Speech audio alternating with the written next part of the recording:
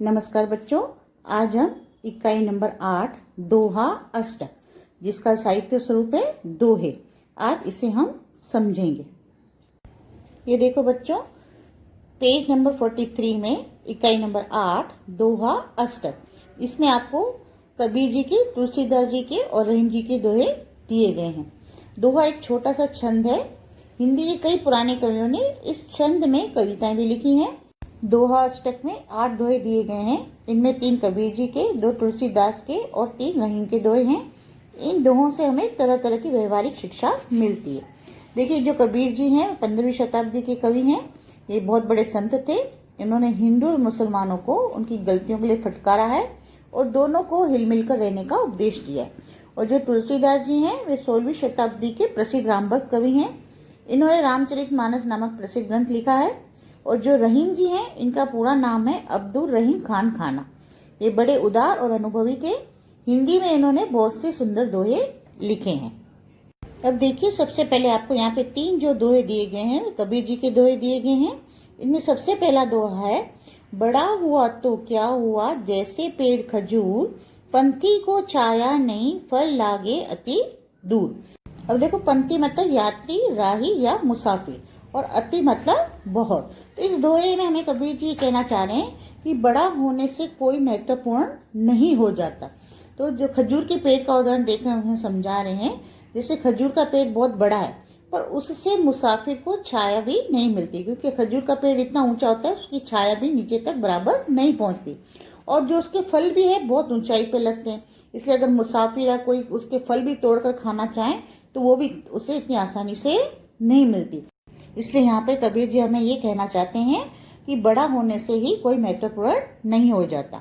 अब देखिए, दूसरा दोहा है, साधु ऐसा चाहिए जैसा सूप सुभाए, सार सार को गई रहे थोथा दे उड़ाए। अब देखो, सूप मतलब अनाज साफ करने का एक साधन, और सुभाए मतलब स्वभाव, सार मतलब तत्व, असली वस्तु या निष्कर्ष, और थोथा मतलब निकम्मी चीज या कचरा। अब यहाँ पे देखो, कबीर जी क्या कह रहे हैं कि साधु पुरुष है, जो संत पुरुष है, को सूप जैसे स्वभाव का होना चाहिए। जैसे सूप अनाज को अपने अंदर रख लेता है और कचरे को बाहर फेंक देता है, उसी तरह साधु पुरुष को भी तत्व की बातें ग्रहण कर व्यर्थ की बातों को छोड़ देना चाहिए। अब देखो, तीसरा दोहा है, माखी गुड़ में गड़ी रहे पंख रयो लिपटाए, हाथ मले और सिर धुने लालच बुरी बलाए। अब देखो, यहाँ पर माखी मतलब मक्खी, और लालच मतलब लोभ, और बलाई मतलब आपत्ति या आफत। यहाँ पे कबीर जी कहना चाहते हैं कि जिस तरह मक्खी गुड़ खाने के लिए गुड़ पर बैठती है और उसके पंख गुड़ में चिपक जाते हैं, फिर वह हाथ मलती से धुनती है, पछताती है, पर उससे उसको छुटकारा नहीं मिलता। इसी प्रकार लालच एक बहुत बुरी बला है, आफत है। हमें कभी भी लालच में पड़ना नहीं चाहिए, नहीं तो कई बार हमें पछताना पड़ सकता है। अब इसके बाद नीचे देखिए, आपको तुलसीदास जी के दोहे दिए गए हैं। तुलसी इस संसार में भांति भांति के लोग, सबसे हिलमिल चालिए नदी नाव संजो। अब भांति भांति मतलब तरह तरह के भिन्न भिन्न प्रकार के। हिलमिल मतलब मिलजुल कर प्रेम से और शांति पूर्वक। संजोग मतलब संयोग या मिलन या मेल। अब देखो, यहाँ पे तुलसीदास जी हमें क्या समझाना चाह रहे हैं। तुलसीदास जी कहते हैं कि संसार में तरह तरह के लोग हैं, हमें सबके साथ मिलजुल कर रहना चाहिए, आपस में वाद विवाद नहीं करना चाहिए। जैसे नदी नाव का संयोग होता है, ऐसे इस संसार में हमारा एक दूसरे के साथ संयोग से हमारा मिलना जुलना होता है। तो जितना समय भी हम मिलें तो उतने समय हमें मिलजुल कर आपस में रहना चाहिए, वाद विवाद में पड़ना नहीं चाहिए। अब उसके बाद है, तुलसी हाय गरीब की कबू न खाली जाए, मुए डोर के चाम से लोह भस्म हो जाए। अब देखो, हाय मतलब बद्दुआ, कबू मतलब कभी, खाली मतलब व्यर्थ या निष्फल, मुए मतलब मरे हुए, डोर मतलब पशु या जानवर, चाम मतलब चमड़ा, और भस्म मतलब राख। अब देखो, यहाँ पे तुलसीदास जी हमें क्या कह रहे हैं। तुलसीदास जी कहते हैं कि गरीब की हाय मतलब बद्दुआ कभी भी निष्फल नहीं जाती। जिस तरह मरे जानवर के चमड़े से बनी हुई धोखनी से लोहा जलकर राख हो जाता है। अब पेज नंबर 44 पे देखिए, यहाँ पर आपको 3 रहीम जी के दोहे दिए हैं। इसमें पहला दोहा है, रहीमन धागा प्रेम का मत तोड़ो चटकाए, टूटे से फिर ना जुड़े, जुड़े गांठ पड़ जाए। चटकाए मतलब खींचकर या झटके से। अब देखिए रहीम जी यहाँ पे कहते हैं कि प्रेम के धागे को जल्दबाजी में मत तोड़ डालो। ये एक बार टूट जाने से जुड़ता नहीं है, यदि जुड़ता भी है तो उसमें क्या पड़ जाती, गांठ पड़ जाती, और प्रेम में पहले जैसी मिठास नहीं रहती।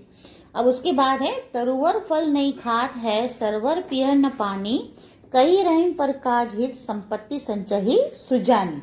अब यहाँ पे देखो, तरुवर मतलब वृक्ष, और सरवर मतलब सरोवर या जलाशय या तालाब, और परकाज मतलब परोपकार या दूसरों की भलाई, संचय मतलब संग्रह करना, और सुजानी मतलब सज्जन। अब देखो यहाँ पे रहीम जी कहते हैं कि पेड़ अपने फल खुद नहीं खाते, सरोवर अपना पानी खुद नहीं पीता, इसी तरह जो सज्जन लोग होते हैं दूसरों का भला करने के लिए ही संपत्ति का क्या करते हैं, संग्रह करते हैं। अब उसके बाद नीचे देखिए, थर्ड दोहा है इनका, रहीमन देखी बड़ेन को, लघु न दीजिए डारी, जहाँ काम आवे सुई, कहाँ करे तलवारी। अब देखो यहाँ पे बड़े मतलब बड़े लोगों को या बड़ी चीज को, लघु मतलब छोटा, डारी मतलब छोड़ना या उपेक्षा करना या त्यागना, तलवारी मतलब तलवार।